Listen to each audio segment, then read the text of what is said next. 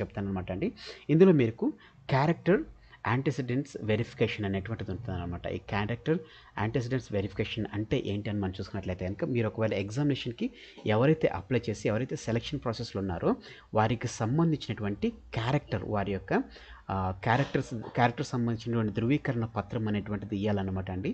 ఎందుకని మనం చూసుకున్నట్లయితే కనుక, medical examination of the candidates and the outcome of the court cases pending are the relevant issues. ఏదన్నా కానీ రిలవెంట్ ఇష్యూస్ మీద పెండింగ్ కేసులు ఉన్నా కానీ, ఏ విధమైనటువంటి వారి మీద కేసులు కానీ, లేకపోతే ఏదన్నా మెడికల్ ఇష్యూస్ ఏవైనా ఉన్నా కానీ, వాటికి సంబంధించినటువంటి ఎవరైతే సెలెక్ట్ అయినటువంటి వారు ఉన్నారో వాళ్ళకి సంబంధించినటువంటి క్యారెక్టర్, అదే రకంగా యాంటిసిడెంట్స్ వెరిఫికేషన్ అనేటువంటిది కంపల్సరీగా సబ్మిషన్ ఫామ్ అనేటువంటిది అటెస్ట్ చేయాలని చెప్పేసి ఇందులో మనకి క్లియర్గా మెన్షన్ చేయడం జరిగింది అనమాట అండి. అయితే ఇది ఎప్పటి నుంచి ఇస్తారని మనం చూసుకున్నట్లయితే కనుక 7th అక్టోబర్ నుంచి 10th అక్టోబర్ వరకు ఇది మనకి ఇస్తారని చెప్పి తెలపడం జరిగింది అనమాట. అయితే ఈ సబ్మిషన్ చేసేటువంటి వాళ్ళు చూసుకున్నట్లయితే ఈ ఫామ్ అనేటువంటిది ఎట్లా సబ్మిట్ చేయాలంటే, అంత డిజిటల్ ప్రాసెస్లోనే చేయాలన్నమాట అండి. మనకి ఫామ్ ఇస్తారు, దాన్ని మనం మొత్తం టైపింగ్ చేసేసిన తర్వాత దాన్ని 3 కాపీస్ పీడిఎఫ్ జనరేట్ చేసేసుకుని దాన్ని 3 కాపీస్ అనేటువంటిది మనం డౌన్లోడ్ చేసుకోవాలన్నమాట అండి. ఆ 3 కాపీస్ డౌన్లోడ్ చేసేసుకుని అవి కూడా అన్ని A4 సైజ్లో మనం తీసుకోవాలన్నమాట.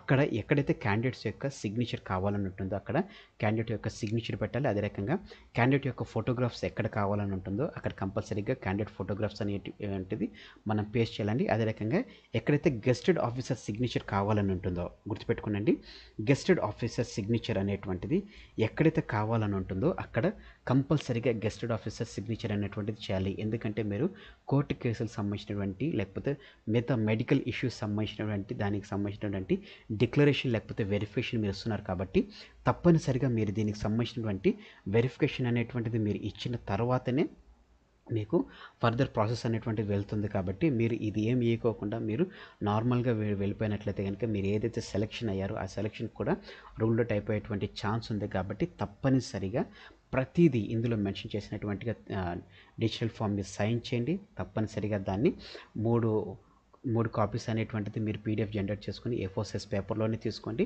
చక్కగా నీట్గా ప్రింట్అవుట్ తీసుకుని క్యాండిడేట్ సిగ్నేచర్ అని ఉన్న దగ్గర ప్రతి దగ్గర మీరు సిగ్నేచర్ చేయండి.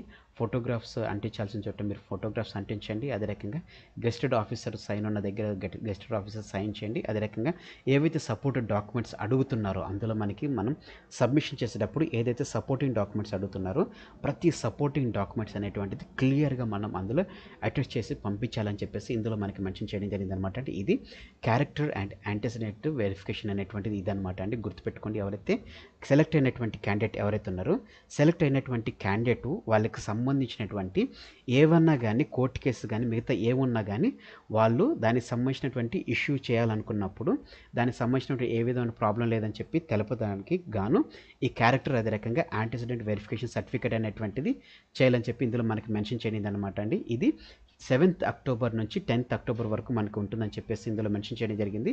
అయితే దీని యొక్క లాస్ట్ డేట్ చూసుకున్నట్లయితే కనుక 12th అక్టోబర్ నుంచి 13th అక్టోబర్ వరకు ఉంటుందన్నట్లుగా ఇందులో మనకి మెన్షన్ చేయడం జరిగింది అనమాట అండి. అదే రకంగా సీకింగ్ క్లారిఫికేషన్ అనేటువంటిది చాలామందికి ఉన్నటువంటి డౌట్ అనమాట అండి.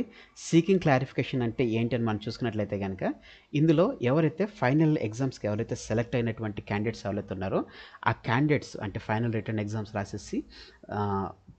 రాసిన వారు ఎవరైతే సెలెక్ట్ అయినటువంటి క్యాండిడేట్స్ ఇప్పుడు ఎట్లయితే మెరిట్ లిస్ట్ ఇచ్చేసి సెలెక్ట్ అయినటువంటి క్యాండిడేట్ సంబంధించిన దానికి సంబంధించినవి ఇచ్చేసామో వారికి ఏ విధమైనటువంటి క్వైరీస్ ఉన్నా కానీ ఏదైనా క్లారిఫికేషన్ కావాలనుకున్నా కానీ వారి క్లారిఫికేషన్ అనేటువంటిది ఏ రకంగా చేసుకోవాలి అంటే ఏ ప్రాసెస్ గుండా వెళ్ళాలనేటువంటిది వాళ్ళు ఇందులో మనకి మెన్షన్ చేయడం జరిగింది అనమాట అండి. ఎవరైతే నేను మీకు దీన్ని జూమ్ చేసి చూపిస్తాను.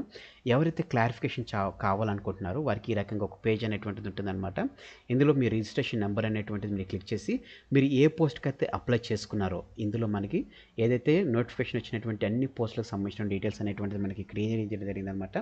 దాంట్లో మీరు ఏ పోస్ట్కి అయితే అప్లై చేసుకున్నారో దేనికి మీకు డౌట్ అనేటువంటిది ఉందో దాన్ని మీరు ఇక్కడ టిక్ చేసుకున్న తర్వాత మీకు ఉన్నటువంటి క్వైరీ ఏంటి అనేటువంటిది మీరు ఇక్కడ మ్యాక్సిమం 500 క్యారెక్టర్స్ దానికి మించకోకుండా మీ క్వైరీ అనేటువంటిది మీరు మెన్షన్ చేయాలన్నమాట అండి. అయితే ఈ క్వైరీ మీరు చేయాలనుకున్నట్లయితే మీ క్వైరీ మీరు రేజ్ చేయాలనుకున్నట్లయితే కనుక కంపల్సరీ మీరు పేమెంట్ అనేటువంటి చేయాలన్నమాట అండి. ఈ పేమెంట్ అనేటువంటిది ఎట్లా ఉంటుందని మనం చూసుకున్నట్లయితే కనుక ఎస్సీ అదే రకంగా ఎస్టీ క్యాండిడేట్స్ ఎవరైతే లోకల్ క్యాండిడేట్స్ ఉన్నారో వారికి 1000 రూపాయలు అనేటువంటిది ఫీజ్ అనమాట అండి. ఇది నాన్ రిఫండబుల్ అని చెప్పేసి మెన్షన్ చేయడం జరిగిందనమాట. ఎస్సీ అదే రకంగా ఎస్టీ ఉన్నటువంటి వారికి ₹1000, అదే రకంగా మిగతా క్యాండిడేట్స్ ఎవరైతే ఉన్నారో వారు ₹2000 అనేటువంటిది పే చేయాలన్నమాట అండి.